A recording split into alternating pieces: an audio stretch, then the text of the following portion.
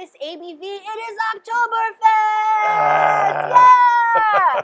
I am so insanely excited to welcome this panel of, in my opinion, experts when it comes to Oktoberfest and Fest beers. As always, I have my beer drinking partner in crime with me, Brewmaster Paul Segura of Strauss. We will be drinking some Oktoberfest from Strauss.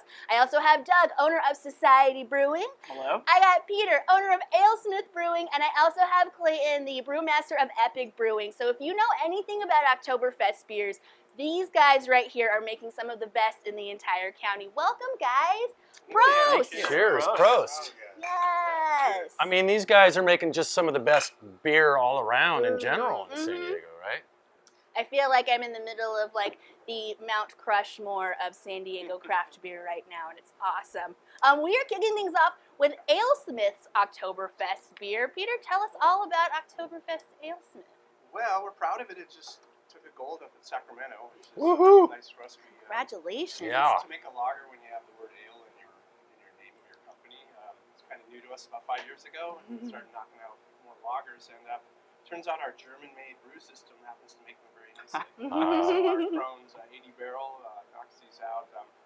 Ryan Crisp, Anthony Chen, Peter Cronin, largely responsible for development and brewing and aging of this beer. So after a year of drinking hoppy IPAs and hazies, it's fall, time to get some malt in your body. Yes. Yeah. What you're looking for is to try to get a toasty note. You're not really looking for that caramel that you can achieve by through the boiling process with some of those crystal malts. You're looking more for like a toasty, biscuity, light. Keep the alcohol low. Keep the carbonation low. You want to be able to suck down 32 ounces at a time. Or a full liter. Yeah, right. Or several. Yeah, 33.785 ounces. And this is our Oktoberfest. Absolutely privileged to be among some of the great brewers that I share the stage with today. This is So, awesome. Love your beers. The toasty notes you speak of, Yes, sir. are those mostly coming from Vienna malts? Yeah, I can let Would you that say? A one little out. Munich, Yeah, a little Munich malts, yeah, perhaps? a little, some of the lighter Munich and the Vienna base for sure can achieve that. And you just want to stay away from prolonged boils of anything over level bond 30. You're going to start imparting caramel notes. Yeah. Which can be delicious, but they're better found in other styles like box and things like that. So Right. Shoot for that toasty note. I also like that this turns into Alesmith Oktoberfest. We turn German for a month. It's awesome. How long has Alesmith been making Oktoberfest? You know, it goes back in our portfolio. It wasn't an annual thing every year, but the last 9 years we've had it out, and now it's become a staple. We're brewing twice as much, sold twice as much than we did in 2019 and in 2020. So it continues to be a really super popular seasonal, and we're getting a lot of chain play this year with my Excellent. sales department's done some hard work this year. Ah, well, cheers Congrats to on Alesmith. that. This Yeah. is delicious. The beer itself is delicious, Thank yes. you. And I do get the toasty, biscuity notes you're talking about for sure. High praise coming from you. You're allowed to spill beer. Of course, it's beer for breakfast.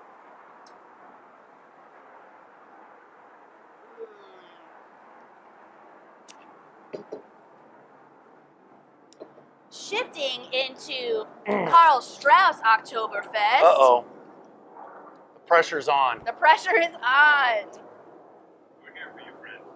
Thank you. This is like a support group. Always a day. I'll bring you through. I've done this 3 or 4 times. Hi, my name is Paul, and I'm an Oktoberfest enthusiast. On the panel, how many have you guys been to Germany for actual Oktoberfest? Yes, sir. You twos?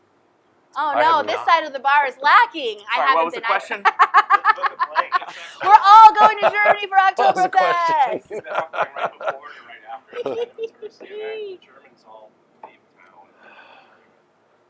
Is it kind of like Denver when GABF rolls around and they're like, we gotta get out of here? It's a little bigger than that. I mean, I think Oktoberfest Munich gets about 6 million people Holy annually cannoli. that show up from all over the world. Different tents. You can go to the Lowenbrauhaus. Right. All in our house. Hours people all day for weeks on end. But you could go to maybe Stuttgart or somewhere else. Kind of Stuttgart? more like local feel because the tourists all go to Munich. So you can go be, unless your German's not that good, which mine is. I really want to go to Stuttgart because I've heard that's where my family came from. My last name is Stute, but with Oh, wow. yeah. So like, and I'm told that that's where I was. So I've always been so curious about Stuttgart. I'm like, maybe I'll find family, right? Moving into Karl Strauss Oktoberfest. We did have this on Beer for Breakfast a couple weeks ago to kick off Oktoberfest, but it's such an iconic beer when this time of year comes around. We'd be remiss to not have some. Paul, tell us about Karl Strauss Oktoberfest. Well, I don't know how I can follow Peter with his excellent description of the style, but maybe just elaborate a little bit. Oktoberfests are always lagers. So Oktoberfests are always lagers, but not all lagers are Oktoberfests. And I've had some great Pilsners also at Alesmith. We've been making Oktoberfest now for 33 years in San Diego. There was a period where it sort of became Pilsner-like, where it was a blonde Bavarian Oktoberfest, and I think people were going more toward like the Vienna style than the Munich style or the Märzen-like style. And then I think that was just a short period. We went out and got other commercial examples during that time, and we found that a lot of the major German producers like Hackerschor or Ainger and others had kind of gone back to the Märzen style, so we did too. And that was probably, I don't know, 18 years ago maybe, but I kind of like the Märzen-like style. I do appreciate a more nutty, biscuity, slightly toasty flavor in my Oktoberfest. And I think ours is maybe a little more Märzen-like than Peter's. His had a little bit more of that nutty toasty I flavor. like that having the two next to each other because, you know, and that's like the fun thing about this episode is you all are making a fest beer, but they're all a little bit different. So Oktoberfest is like one of the different producers. And you're right, they were kind of shifting towards fortified Helles at some point. Yeah. The color kept getting lighter, alcohol hanging out at 5.5. Yep. I like this style. Is there a, actually this might be as we're about to get into Eppig next, this is probably a good question for you, Clayton, because I know that you guys have a event that you do in the spring. What is that?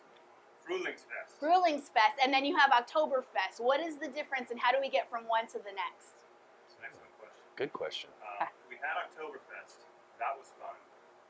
Whoa, do we have to wait until next year? Google, do they do a spring festival in Germany? Yes. Frühlingsfest. Hello! So we got to make fest beer again because they make the exact same beer. And to Paul's note, and Peter, we do the Wiesen style beer. Wiesen being meadow, it's spelled almost like Weiss with the E and the I are backwards. In like the 70s, the head guy from Palmer opted to do kind of like the lighter version. Lighter still being 6%, a little less on the toasty end. Still has that Vienna malt in it, kind of like I call it a more body, like a Pilsner plus. There is a hop presence in it, and it is elevated. It is elevated. Elevated. Way up here. And at 6%, if you're in Munich, you kind of have a choice. You can do the Märzen style or you can do the Wiesen style. And typically, a lot of the pictures with the blonder-looking beer in the glass is kind of like this style. I think we all grew up with more of Märzen style, so that place has a big old chunk of my quarter of my heart. So it's nice that we can have both, especially when this time of year comes around, being able to have kind of the selection of what your grandmama taught you to make, what my grandmother taught me to make, and that they're all a really, really well executed beer here in San Diego. Well, bottoms up, gentlemen, because we're going to get into Eppig's Fest beer next. The Märzen thing's interesting, right? Because I think all three medals this year at the Great American Beer Festival for Oktoberfest were awarded to beers called Märzen. And then there, I think, yeah, and then in the Märzen category, I think there was an Oktoberfest that won one of the medals. So they're all, I think to a lot of people, they're very interchangeable. The style guidelines, the Oktoberfest can be pretty light, or if I recall correctly, for JBF. There's like Dortmunder, Wiesen style, then there's Märzen style. I like that there's all of them, because in the same night, I would probably start with Märzen, and then that richer, fuller body that it has, I would, kind of downshift into more of the Wiesen style, and then downshift into most likely. I just love that you guys wanted to do Oktoberfest again in the spring. You're like, there's got to be some kind of event. And you guys are the only brewery in San Diego that celebrates, right? Well, all of us do Oktoberfest, but in the spring for Frühlingsfest, it is really a spring celebration. the colors are lighter instead of kind of the blue autumnal, association we have. You're supposed to lighten it up with some pinks and yellows, kind of for the bloom in the spring. We're lucky in San Diego; we kind of have a bloom that kind of works all year round. But I am never one to turn down a good opportunity for a party. So we had Frühlingsfest as well. You were the only ones in San Diego to do Frühlingsfest. Oh, here Hey comes now. society. More reasons for more parties, and I'm happy to attend yours as well. I have no problem going to a society party. I'll go back and tell somebody about it immediately. When I was in Europe in the spring a bunch of years ago, I was asked to judge a spring pop contest. And, we were in Amsterdam, and Goldbranson and I were the only American judges, and they even did the instructions in English just for us, and we were 30 other judges. But spring pop, similar style, that they're actually hoppy box that they release in the spring. Oh. And, very interesting, but I think that's what I love about American craft beer. We're free to scour the planet Yes. and pull and choose what we want and make it ours. And, We're like Truly musicians. American. Yeah. right? Truly Yeah. Like American. musicians, we'll steal riffs That's what from we different do. songs and kind of make up our own. And the world notices us. But you mentioned a guy just now that I don't think we've ever mentioned on this show, but I would like to give a quick cred and shout out to Harold Goldbranson. He is the man from San Diego, and he is the King Steward at the Great American Beer Festival, and he has done a lot for the beer industry, Great home brewer, craft brewers.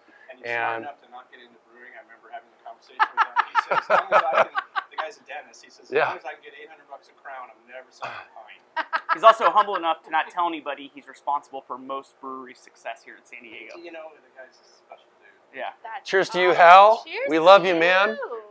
And I'm going to tag him on this. Yes. Yeah. Exciting. Well, so we are officially on to Eppig's Fest beer. Sir, I think you need a little in your glass. But again, another beer that I look forward to every September, October roll around when Eppig does their Fest beer. I know you guys just had your event down at the Point Loma location. Point Loma The waterfront location. beer garden. yes, the Waterfront Beer Garden. Traditional Bavarian waterfront beer garden. That is an excellent place to have Oh lots my of gosh. beers. Yeah. No kidding. And then you also see the seals and everything going on around there when you're sitting. It's just such an awesome tasting room. But let's talk about the beer in our mug right now. Tell us about the Fest beer from Eppig. Yeah, so traditionally we were making this once a year, and when Nathan and I, my partner and our other brewer, when we've gone to Munich, we discovered kind of this alternate version of what's really going down at Oktoberfest. Here in America, we drink a lot of Märzen, and we were saying how special that is to us. But to kind of represent specifically the tight niche that you might see in the Spaten tent or the Augustiner or any of the big tents in Munich, they make Fest beer or the Wiesen style. So 6%, usually still high ABV compared to a Helles on the sweeter end or a Pilsner on the little bit more hoppier end. This is even above that, a little fuller in mouthfeel with a touch of those Vienna malts. We use all German malt in this beer, just trying to nerd out and keep it authentic. In some ways, when you're sourcing ingredients, there are people who figured out ingredients for us, and let's use the best representation of that traditional German malt that we can. Did I just hear Durst? Red. It slipped out. So we decided to kind of go with this one. I would like to make a Märzen and our Fest beer at the same time. Tank space is an issue, as I'm sure you guys will deal with as we grow. But for now, this is the one we've been sticking with and does really well. So if you guys can ever do that, I think that would be really rad because I feel very special right now that I am getting to try both versions by having you all on here. And, that's not the case most places you go. So I think that if you guys ever get to that point where you can have both on, it's such a great comparison of the difference between the two. It's kind of like, shout out White Labs. Like when you go to White Labs and you can try the same beer with all different strains of yeast and it completely changes it. Similar to that. Dude, Fully does. I love this beer. Really nice description for whoever wrote this. Less malty than a Märzen and more complex than a Pilsner. Clean and balanced in style. Subdivisions. I steer people toward yours because it's one of my personal favorites, even though I love everybody's Oktoberfest here. Yours seems to have all the requisite toastiness that I'm looking for, but it has that little bit of a melanoidin character too that's, I think, appropriate, or does, at least for me, I love it. You get that Yeah. 90-minute boil. You rich it up. We don't get so much Maillard reactions in terms of this is such lighter beer, but I think that longer boil helps like richen up kind of the body, and that by combining with the Vienna malts, you really do get a touch of. It's just, I call it just short of toast. It's short of toast. Must be a good mill too. Crushing the grains probably. We have one of the best two-roller mills in all of San Diego. It was sourced from a very special brewery, somewhere in the Kearny Mesa area, that had forsaken for a very fancy four-roller. Societe. You may have heard of that. Yeah. So, is that the correct pronunciation? Societe. Very good Societe. Yeah, they're a little uppity, right? I mean, It's part of the tour. When I give a tour, I always point that out. Hey, just so you know. they've got a fancy Gnarled four-roller Field mill. is, from our friends at I mean, Society. you can't call yourself Societe unless you have a It's well seasoned. four-roller. Well, see, I mean, I'm surprised Fantastic, delicious. yeah. Must be a great crush. I feel like that was the perfect segue into Society's Terrible best mill beer. nowadays. We had to always turn ours on before we put the grain in. If you put the grain in and then tried to turn our mill on in the original Alesmith, Yeah. you had to pull out the vacuum. Oh, to I've suck out all the stuck grain. a couple They're mills low tech. at other Or breweries just- I worked at. Or just open up the mill to let that little bit fall through and then bring it back in again. My, Yeah. That's craft brewing. my version of a nightmare is I replayed the brew day at Alesmith on Cabot with the old equipment. That was an amazing journey. Maybe Here's your behind grain the out must scenes. have been the worst. Oh. If you ever wondered what gives brewers and owners nightmares, you're getting behind the scene right now. Liquid gold. The mill rollers are so heavy, they don't want to start turning. But once they start turning, You can't. It's like a brick under a car tire. There's no way. You get like 2 kernels in there and the Yeah. mill's not going to go. you ever skateboard and hit a pedal? Yeah, same deal. Yeah, that's why Dougie got the fancy four-roller. That's right. Yeah, we still have problems with that. You ready to trade it down yet? You ready to trade it He's down? gonna No, get a- we get he's like gonna get a wet 98% mill. efficiency on that. Never. No. You know, I've heard enough stories about our those. mill has a feature in it. It takes a photograph of each kernel and it adjusts. Oh, nice. Right, yeah. Germans. Yeah. Or So Swiss. fancy. Swiss. Swiss. Right. We're not even big enough to It's a fuel periodical that was That's what we have. Yeah. But it's the smallest one they make. Okay, we're really nerding It's out like now, buying folks. This is what you come to Beer for Breakfast We just got ABV, real is to specific. really nerd out about the Owners see beer. things differently. Yeah. It's Well, got a price tag. You know, I- it's like, I heard it. I don't know if you can confirm this or not, but you put with a label maker prices of all the like lab equipment on things Oh, people right, carry yeah. around. So you know, it's Right, like, you're right, yeah. wow, this thing I'm holding in my hand is more expensive than my car. All of our Okay, lab don't drop it. equipment Has the price on it. So Oh whoever's my dealing with it goodness. is reminded. Hey, how is this $25,000? Yeah, Let it be known. Let I it be known. was wondering why price tags were hanging from like the fermenters and stuff. It's so society. that you have something to look at when you're sitting in the tasting room.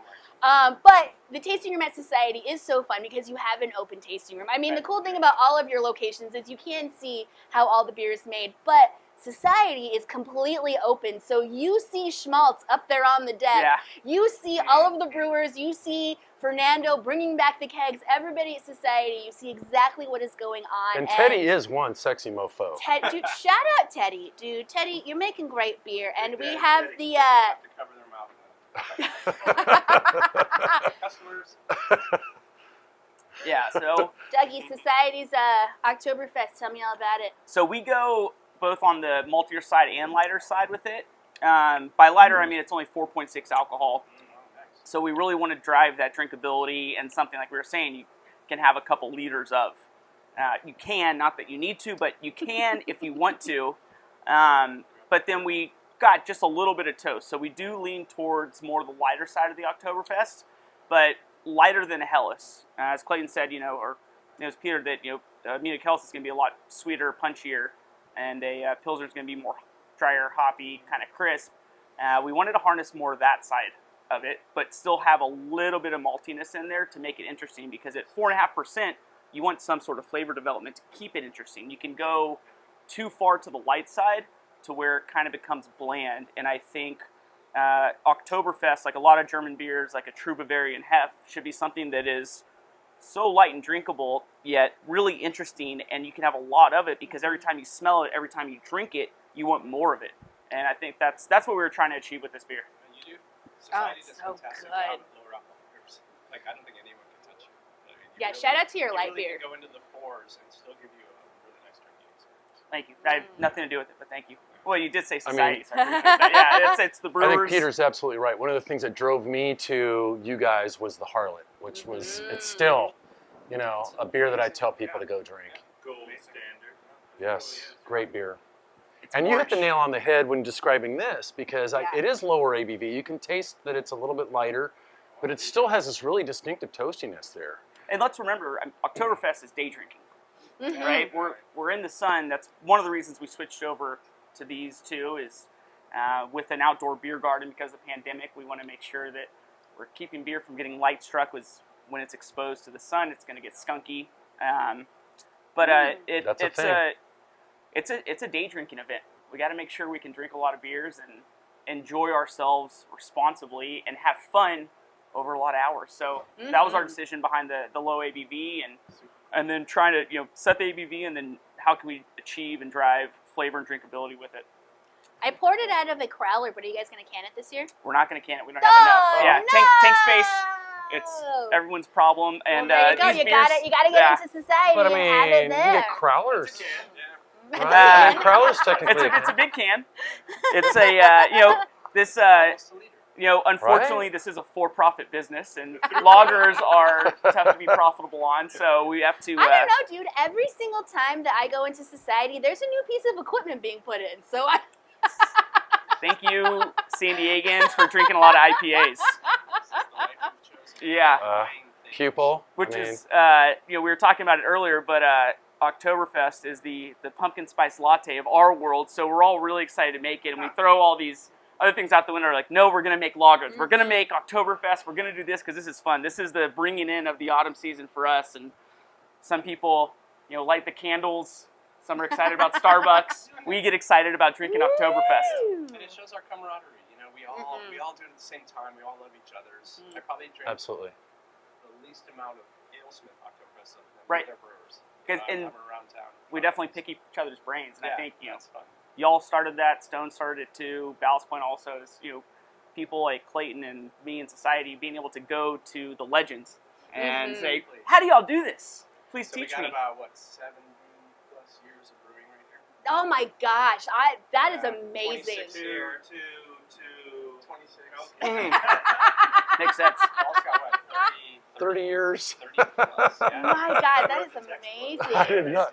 Carl wrote the Practical Brewer. I had no part in that, but You guys, thank you so much for coming together for this Oktoberfest episode of Beer for Breakfast ABV. I feel very lucky that I got 4 of the best Oktoberfests in all of San Diego, and they're all a little bit different. But when you are out there at the brewing tasting rooms, try whatever Oktoberfest you see out there. Shout out to Kelsey over at North Park Beer Company. He has a phenomenal one.